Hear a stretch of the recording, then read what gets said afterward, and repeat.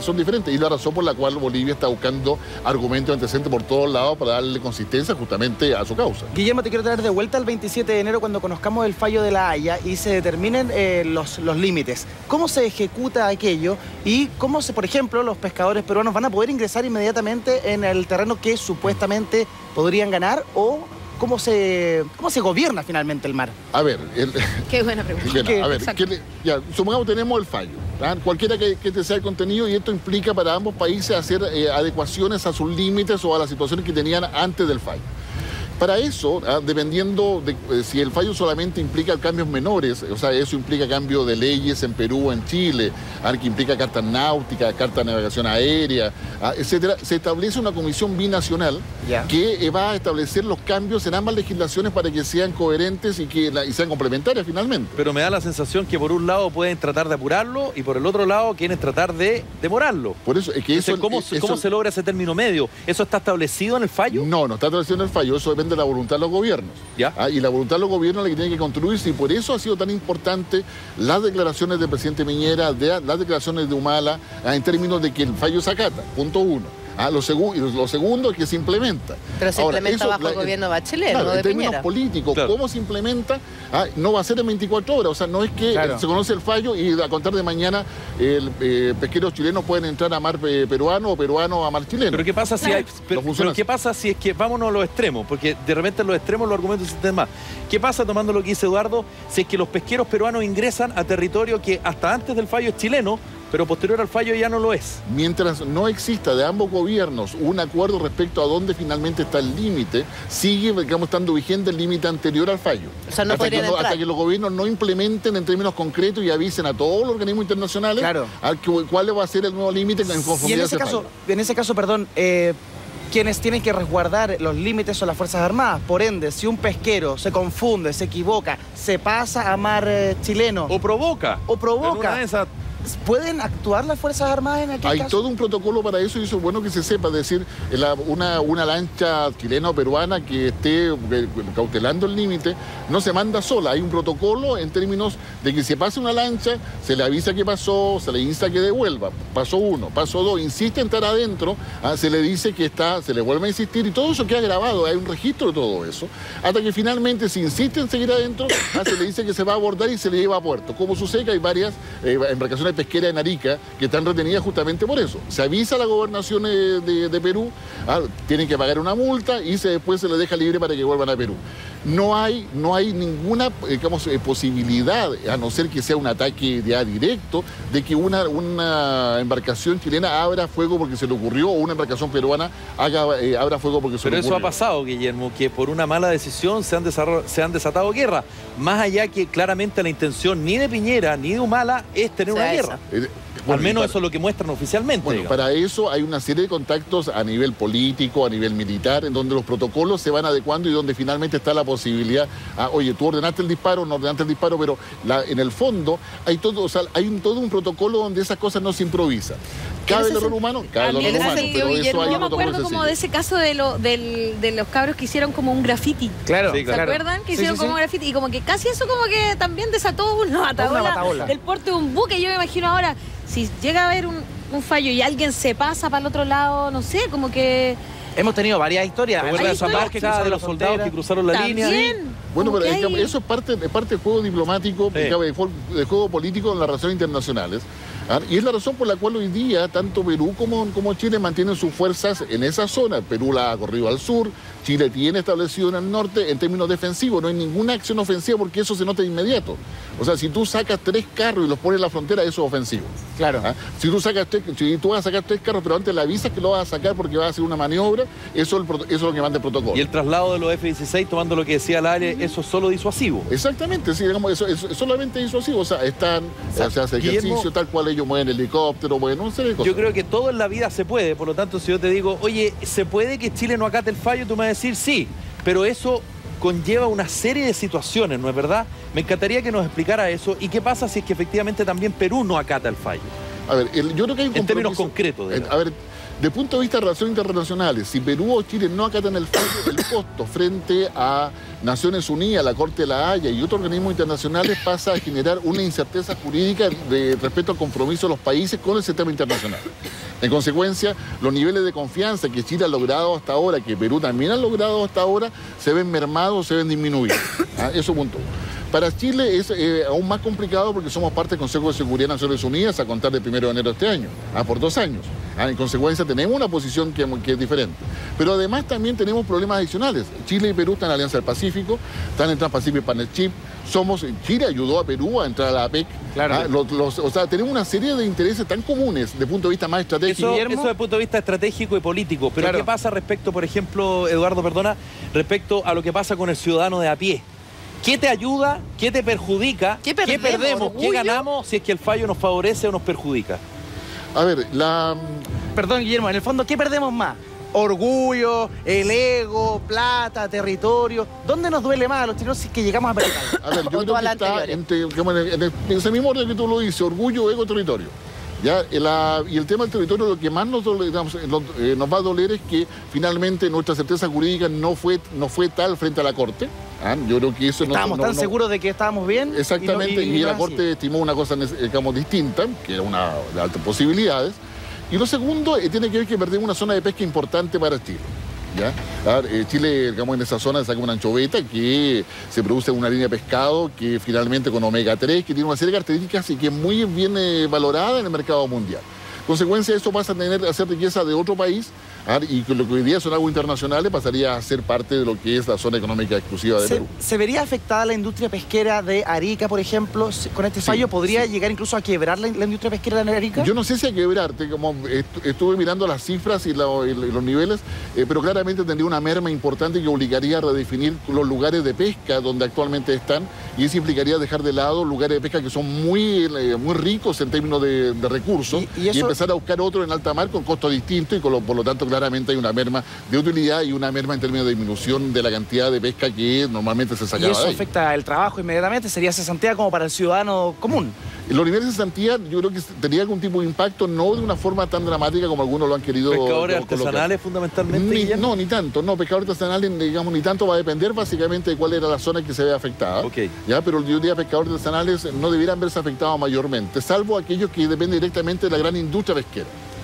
Que de buenas cuentas son los que le venden digamos, su producción a este tipo de industria, y que claramente van a cambiar la calidad o los parámetros con los cuales le compran los productos. Ahora, Guillermo, ¿tú crees que en Chile todavía existe el nacionalismo extremo, que eventualmente, si el fallo de la Haya sea negativo para nuestro país, haya una respuesta negativa de parte de algún sector de personas chilenas contra los residentes peruanos en nuestro país? Esperamos que no sea así. Yo diría que hay grupos acá en Chile que tienen esas características, pero yo diría que no tienen un respaldo suficiente como para poder hacer una acción pública que finalmente los va a terminar llevando a un juicio y probablemente a condena, en términos de hacer como uso de una violencia innecesaria respecto a otra persona, que sea extranjero o nacional. No es tanta la diferencia. Y a la inversa, ¿qué podría pasar eventualmente con los chilenos que están en Perú y que eventualmente tienen pensado estar en Perú y que tienen pensado hacer negocios en Perú? Yo diría que no debería pasar nada. Uno ve el ambiente, no obstante que en Perú también existe grupo nacionalista, hay una prensa mucho más amarillista que en Chile. No debería, digamos, pasar nada. Es ahí donde va a haber que tener muy atento a lo que diga Cancillería, que dé la alerta respectiva. Si hay un clima que sea totalmente adverso, o que sea, digamos, de riesgo para los ciudadanos, Cancillería chilena le corresponde dar la alerta respecto de advertir a aquellas personas de que hay ese tipo de problemas, tal cual lo hacen todas las embajadas del mundo cuando hay problemas en algún país para su connacionales. Pero yo no me imagino que así como que yo tengo comprado unos pasajes para ir a Máncora, por ejemplo. Ya, que es muy bonito por lo demás. Claro, bonito, barato, ¿no es cierto? Como que está bien para el bolsillo chileno, y resulta que hay un ambiente desfavorable. ¿Qué hacer? ¿Qué hace ese chileno que se encuentra en este enfrentamiento? Si tengo los pasajes comprados, tengo el paquete turístico comprado. Tírate el dato tú que tenías información. No, porque conoce el tema, por algo está acá, Guillermo. Yo diría que todos aquellos... Perdón, Guillermo Holzman iría a Máncora la primera quincena de febrero, si es que el fallo finalmente es favorable a Perú. Mira, digamos, sí iría a Máncora, porque son... ¿O desfavorable para Perú? digamos, lugares turísticos que no se ven afectados por los nacionalismos. Los nacionalismos afectan básicamente los núcleos más urbanos, que son las capitales, los centros cívicos. Ahí es donde se concentra. Es donde la gente quiere sacarse la foto. O sea, un nacionalista quiere hacer un acto en la cual quiere registrar su fotografía que lo hizo. ¿Ya? Y en esa perspectiva, los lugares turísticos no son el escenario privilegiado para este tipo de situación. En consecuencia, yo diría que aquellas personas que quieren ir a la costa peruana, a la costa norte, que es hermosísima, en la práctica debería ir con toda tranquilidad porque finalmente llega al aeropuerto. Claro, llega al aeropuerto. Yo creo que pueden ir todos menos Jorge Tarut a Perú. Yo creo que es la única persona que si tenía pasaje comprados para Máncora, diputado, por favor, no lo haga. La costa chilena lo recibe encantado. Porque las declaraciones de Jorge Tarut, insisto, han llamado muchísimo la atención. Hace un par de semanas fue el tema de que deberíamos realizar un plebiscito para ver si acatamos o no el fallo de La Haya. Y ayer en La Moneda aseguró que tenía sospechas de que se había filtrado parte del fallo y por eso había este ambiente triunfalista en Perú. Hablamos con Jorge Tarut, incluso estaba invitado para venir hoy día, lamentablemente no podía porque tenía que trabajar, pero esto fue lo que nos dijo. Qué bueno. Yo tengo fundada sospecha ante este triunfalismo que hemos visto de que ellos han recibido alguna señal proveniente de la Corte. No sé si los jueces mismos, pero ellos tienen y poseen información de que este fallo les va a ser favorable a ellos. Yo quiero recordarle a la gente de que hay un juez que fue nominado por el Perú, que es un francés, expresidente de la Corte, y que hay un juez nominado por Chile. El gobierno chileno me lo ha dicho en repetidas oportunidades que ellos no tienen ninguna información. Sin embargo, perfectamente podría haber habido alguna señal de que el fallo vendría bueno para Perú y es por ello, ¿no es cierto?, este gran triunfalismo. Guillermo, cuando el río suena es porque piedras trae. En Perú el exitismo, el triunfalismo está vivo. Eso es un hecho. Cuestionable. Es influencia de los medios, es una estrategia de sus políticos y que haya contagiado a la población. Y en Chile quizás el pesimismo también nos ha ido embargando un poco. ¿Qué tan real puede llegar a ser esta filtración? A ver, yo diría que el diputado Tarut tiene la sospecha. O sea, fundada. Claro, digamos, fundada sospecha. Uno puede tener sospechas de muchas cosas en la vida, pero tener certeza es más difícil. La certeza va a estar el 27 cuando conozcamos el fallo in extenso de partida. Efectivamente, yo diría en Perú hay una tendencia al triunfalismo que tiene que ver por el hecho que ellos fueron los que colocaron la demanda. Pero además ese triunfalismo está dirigido por quienes fueron actores de esa demanda, como era Alan García, y en consecuencia también requiere un funcionamiento político dentro de la dinámica interna, ¿no es cierto?, de Perú, en su relación con Ollantumala, la influencia en el Congreso respecto a otros proyectos que a Ollantumala le interesan. En fin, hay también una interna política en Perú que es necesario considerar. También se puede explicar de alguna manera, Guillermo, pensando que Perú no pierde nada. Solo puede ganar o quedar igual, pero no pierde nada. No pierde nada. Por eso, entonces, de alguna manera ya se sienten triunfadores porque no perdieron nada. Eso, entonces, cuando en países como los nuestros, como Chile particularmente, que está respondiendo a una demanda, hay que tener muy claro de que el que demanda normalmente trata de ir a la segura.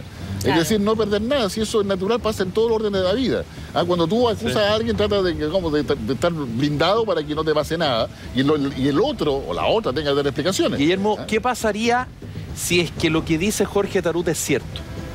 Y se comprueba, obviamente, porque tú la única manera que le puedes dar la razón a Jorge Tarut es que se compruebe que se filtró, claro, ¿no es verdad? Exactamente. Si eso sería una situación gravísima en el sistema internacional y en la Corte Internacional de La Haya, que daría paso a reacciones muy duras desde el punto de vista de política internacional, tanto de Chile y también necesariamente de Perú. O sea, Perú no podría quedarse quieto ni aun cuando eso fuese cierto, lo que la filtración, pero claramente sería una pérdida de prestigio, digamos, muy importante para la Corte Internacional. Y eso eventualmente pudiese ser cuestionado por Chile y llevado incluso a la Corte para decir, ¿saben qué? Filtraron el fallo, por lo tanto nosotros no lo acatamos y no lo reconocemos. Tendría que tener quizás claramente un recurso a la Corte directamente, pero también probablemente sería un tema a abordar en otros organismos internacionales, porque no sería un tema simple, ya siendo un fallo que ha sido filtrado antes y que en consecuencia genera una ventaja que es claramente, digamos, innecesaria para un país. Pero ¿sabe lo que claramente pasa, Guillermo? genera todo un problema que es completamente distinto,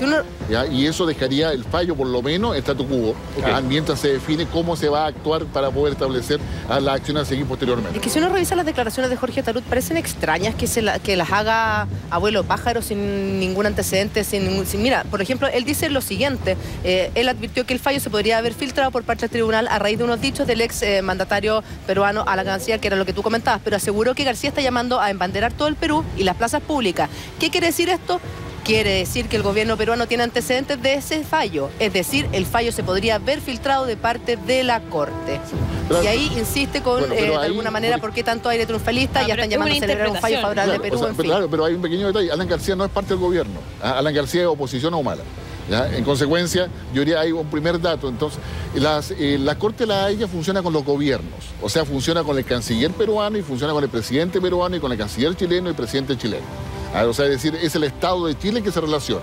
No son sus políticos, no son los organismos de gobierno los que se relacionan con la Corte.